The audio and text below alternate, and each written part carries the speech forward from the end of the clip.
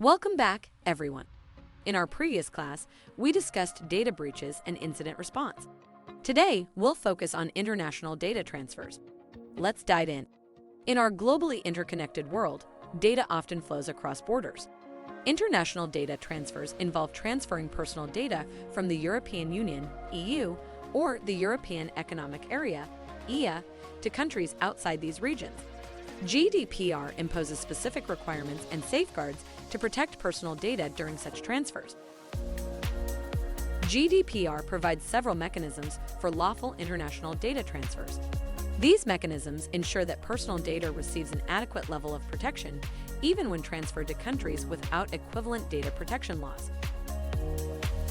One transfer mechanism is an adequacy decision. This occurs when the European Commission determines that a non-EU country ensures an adequate level of data protection. In such cases, data transfers to that country can occur without further safeguards.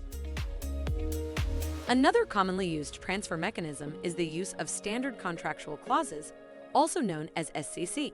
These are pre-approved contractual clauses issued by the European Commission, providing safeguards for data transfers to non-EU countries. Binding corporate rules, or BCRs, are another transfer mechanism. BCRs are internal data protection policies that multinational organizations can implement. They define the standards for protecting personal data when transferred within the organization. It's important to note that the EU-US Privacy Shield, which was once a transfer mechanism, is no longer considered a valid mechanism for transferring personal data from the EU to the United States. Organizations should explore alternative mechanisms like SCCs. In certain situations, GDPR allows for derogations or exceptions to the general prohibition of international data transfers. These derogations apply when the transfer is necessary for specific purposes, such as the performance of a contract, the protection of vital interests, or with the data subject's explicit consent.